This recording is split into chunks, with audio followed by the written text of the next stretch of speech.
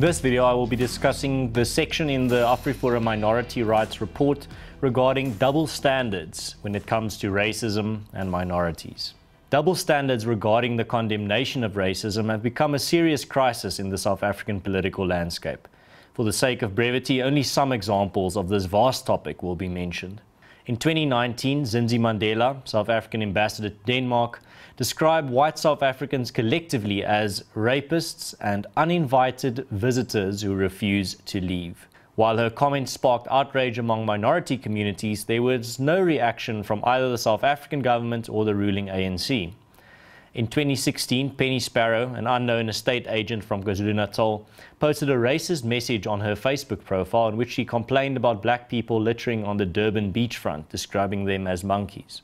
The post immediately went viral, and Sparrow was ordered to pay a $150,000, currently about $10,000, fine, and received a 2-year suspended prison sentence.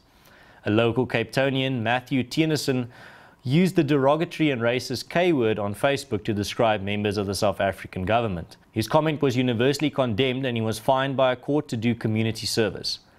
After Vicky Momberg, another white woman, used the K-word multiple times on a video in 2016, she was sentenced to 2 years in prison.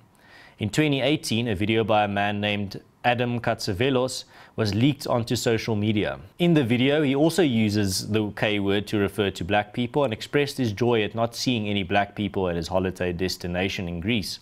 This incident caused social media to erupt and it became a national news story, with universal condemnation of Katsavelos, who eventually settled with the South African Human Rights Commission to pay a fine of 150,000 rand. While the condemnation of Sparrow, Tennyson, Momberg and Katsavelos' racist actions should be welcomed, the blind eye that is turned to anti-white expressions of racism is alarming.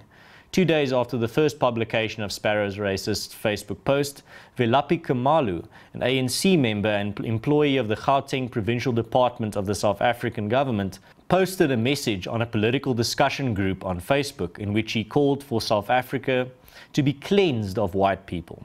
He stated that he wanted it to be done in the same manner that Adolf Hitler had targeted the Jews.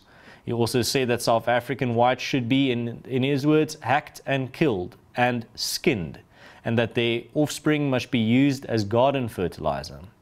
Upon receiving many complaints from the public, the government department for which Khumalo worked temporarily suspended him and gave him a final written warning, valid for 6 months only, after which it would be removed from his file. The ANC referred a complaint to the Equality Court only to withdraw the complaint shortly after, having reached a settlement with Khumalo.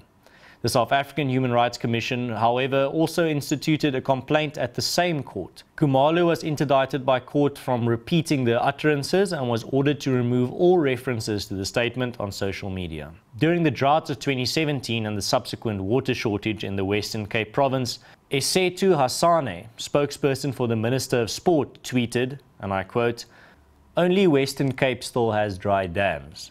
Please God, we have black people there. Choose another way of punishing white people." AfriForum formally called for the dismissal of Hassane because of his racism towards minority communities. No action was taken against Hassane, however.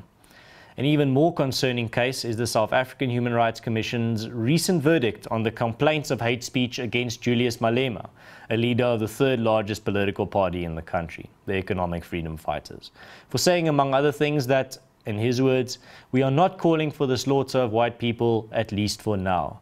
And I quote, "we are cutting the throat of whiteness," end quote.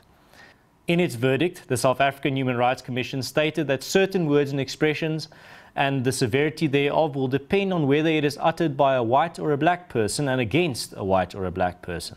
The Commission said that it was an important factor to consider when determining whether something amounted to hate speech or not. Several studies have also pointed to the double standards not only in the way racists are responded to by the courts in South Africa and the South African Human Rights Commission, but also to the manner in which racism is reported on by the South African media.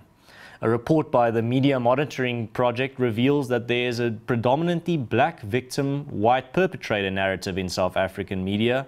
Upon analysis of all the news articles monitored for the purpose of the report by the Media Monitoring Project, a list was compiled of the propositions that were most prevalent on the topic of race.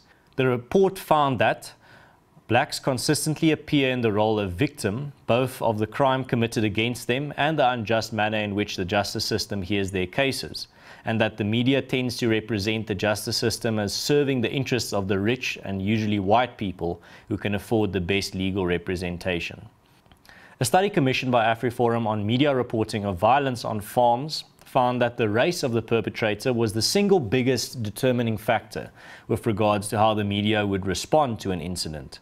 The report found that incidents where the perpetrator was white and the victim black received an average of 16 times as much press coverage as incidents where the victim was white and the perpetrator black.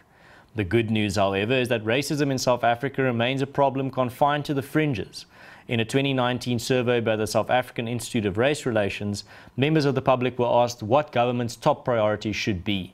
The vast majority pointed to unemployment, corruption and education, while only 2% found that fighting racism should be the top priority. Furthermore, 58% of respondents indicated that they had never personally experienced racism.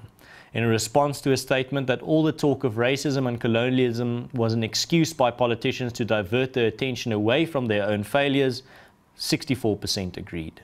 This video forms part of a larger series of videos on AfriForum's report on minority rights. If you find it interesting, you can go check out the playlist that will be on my channel that has all the other videos as soon as they come up. If you are also interested in the type of content that I make, you can subscribe. And also, this is very important that these types of videos get out there to people that are interested. So you can share this video series, this video, or even the report itself with people that you think are interested or only are keeping an eye on South Africa, because it's very important that this information gets distributed to as many people that might find it interesting or even useful. And then as well, all the links that if you want to check the facts that I named in this video, all the links are in the description, so you can go check it out for yourself in your own free time. Also, if you have any comments on the content of this video, please leave a comment below the video. And as always, thank you for tuning in, and I'll see you on the next one. Have a good one. And a lot of people fighting back against this nonsense. Conscious Caracol, whoever he or she is one of them.